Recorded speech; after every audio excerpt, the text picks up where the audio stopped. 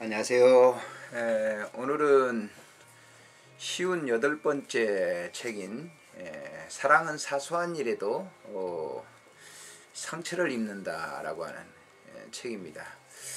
제가 그 20번째 소개했던 그 리처드 칼슨이 우리는 사소한 것에도 목숨을 걸지 말라 라고 하는 책을 소개해 드린 적이 있습니다. 그분이 이제 쓴 이 책인데요.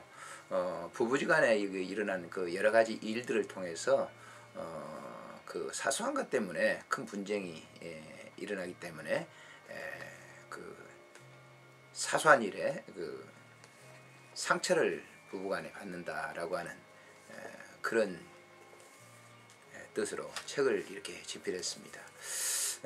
자신들이 그 부부 관계를 가지면서 생활을 하면서 일어났던 여러 가지 일들을 실제적으로 이렇게 예를 들면서 그런 일들을 이렇게 기록을 100가지로 해놨습니다. 엊그제 신문인가에 보니까 이 부부가 이혼을 하는데 큰일이 아니라고 그래요. 조그마한 사사로운 그런 일들 때문에 이혼하는 일들이 지금 상당히 많이 일어난다고 하는데요. 이런 책이 읽어보면서 이분들이 이제 걸어갔던 그런 그 삶의 경험이니까요. 이 도움이 되지 않을까 그런 생각이 됩니다. 이 책은 그 100가지 한 예를 들고 있는데요.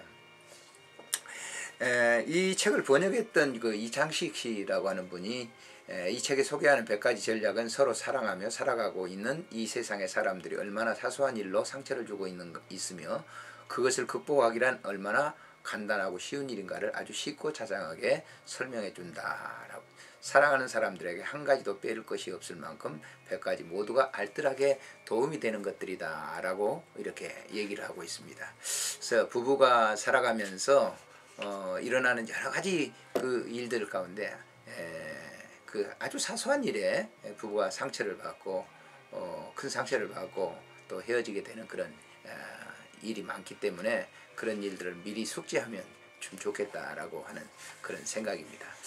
차례를 보면은 이 100가지인데 일일이 제가 설명을 드리지 못하고 중요한 한 부분들만 설명을 드리면서 이렇게 보시면 도움이 될 겁니다. 물론 이 차례를 보면은 이 목차에 보게 되면 그 제목만 보더라도 무슨 그 의미인지를 아마 아실 거예요.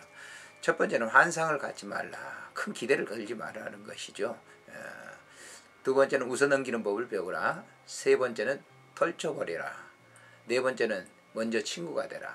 다섯 번째는 먼저 친절해라. 아내에게 굉장히 친절을 해야 된다라고 하는 거예요. 여섯 번째는 누구 습관인지 자문해보라. 그런 그 부부간의 그 습관들이 있잖아요. 근데 서로 생각을 해보라라고 하는 것이죠. 일곱 번째는 그의 방식으로 얘기하라.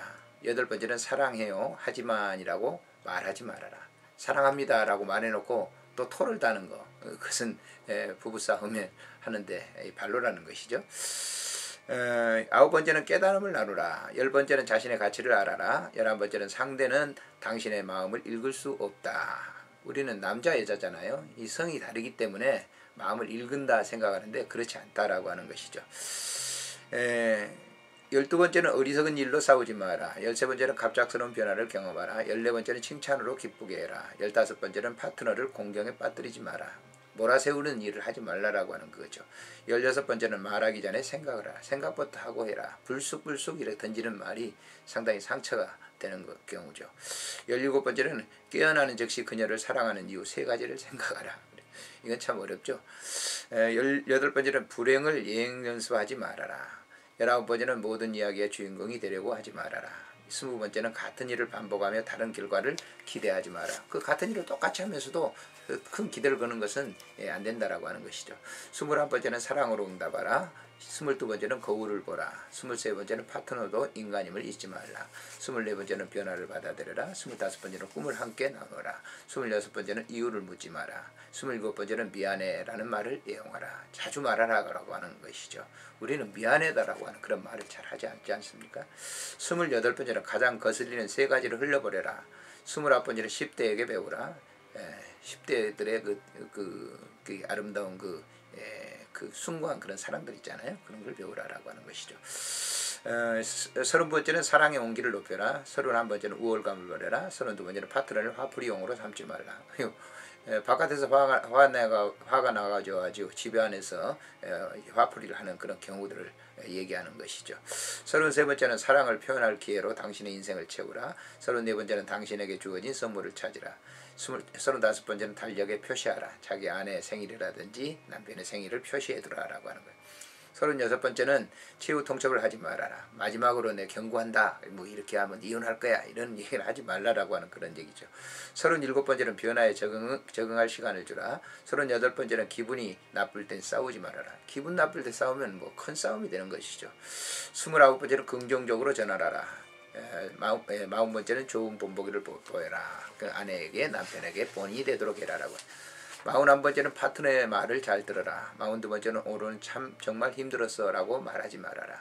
43번째는 그만의 즐거움을 배려하라. 44번째는 상대방이 달라지기를 바라지 말라. 상대방은 달라지지 않는다라고 하는 것이죠. 45번째는 당신의 역할을 찾으라. 46번째는 맡은 일을 끝내라. 47번째는 관대하게 생각하라. 48번째는 은밀을 가져라. 49번째는 사랑의 박차를 가하라. 50번째는 지나가는 생각을 문제로 만들지 마라. 지나가 버렸는데 그 생각을 다시 문제로 끄집어내면 더 큰 싸움이 된다라고 하는 것이죠. 51번째는 요구가 적은 사람이 되라. 52번째는 당신의 방식대로 해라. 53번째는 분노를 넘어 평화를 찾으라. 54번째는 비난에 너무 신경 쓰지 마라. 55번째는 활기찬 상태를 유지하라. 56번째는 새로운 시작을 전념하라. 57번째는 서로 잘못을 지적하지 마라. 58번째는 침묵 속에 앉으라. 59번째는 자신의 행복은 자신이 책임져라.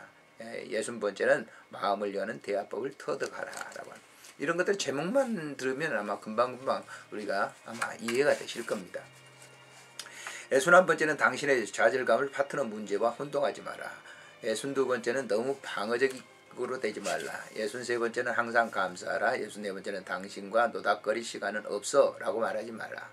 얘기를 이렇게 잘 들어주라라고 하는 것이죠. 그런데 잘 들어주지 않으려고 하는 것이죠. 65번째는 함께 있을 수 있는 일을 찾으라. 66번째는 이것이 내 인생에게 정말 중요한가 자문하라. 67번째는 결점을 지나치게 캐지 마라. 상대방의 약점을 자꾸 캐서는 안 되는 것이죠.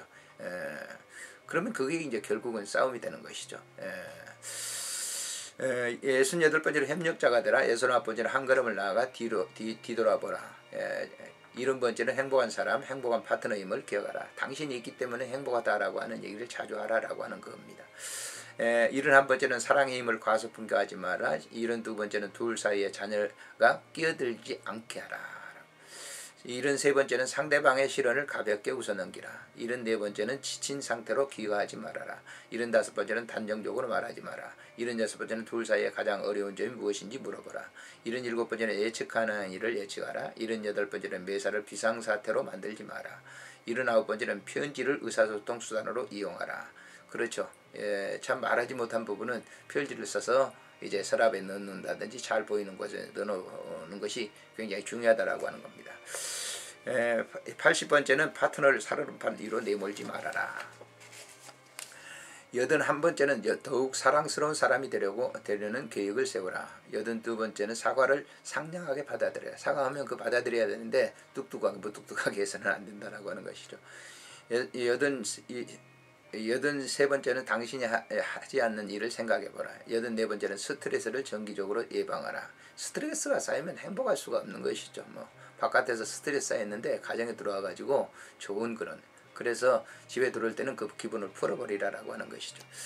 85번째는 파트너를 대변하지 마라. 86번째는 서로를 격려하라. 87번째는 질투심을 버려라 라고 하는 거예요. 상대에 대한 질투심을 버려라고 하는 거예요. 88번째는 한두 가지 유별난 취향을 허용하라. 89번째는 가탈스럽게 굴지 마라. 90번째는 섣불리 판단하지 말라. 91번째는 조건 없는 사랑을 하라. 92번째는 당신이 직접 하라. 93번째는 칭찬을 고맙게 받아들여라. 칭찬을 했는데도 비아냥대면서 받아들이는 것은 그건 이제 부부싸움의 시발이죠. 94번째는 비교하지 말아라. 비교 참 문제죠. 항상 비교는 참 불화를 일으키는 약간 하나라 볼 수가 있습니다. 95번째는 고집을 버려라. 96번째는 자신의 가치를 높여라. 97번째는 가끔은 헤매도록 내버려두라. 98번째는 삶의 균형을 잡아라. 99번째는 처음처럼 행동하라.